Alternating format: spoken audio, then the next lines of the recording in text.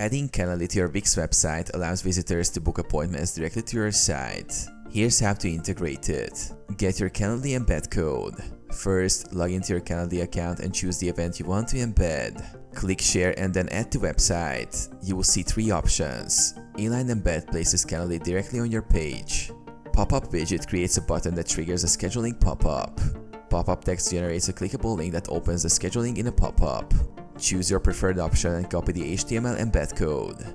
Log into Wix. Open your Wix dashboard, go to the site editor, and navigate to the page where you want to add Calendly. Add HTML embed element. In the Wix editor, click Add on the left menu, then choose Embed Code, Embed HTML. Paste the Calendly code you copied into the HTML settings box. Adjust and position. Resize and position the Calendly widget or button on your page as desired.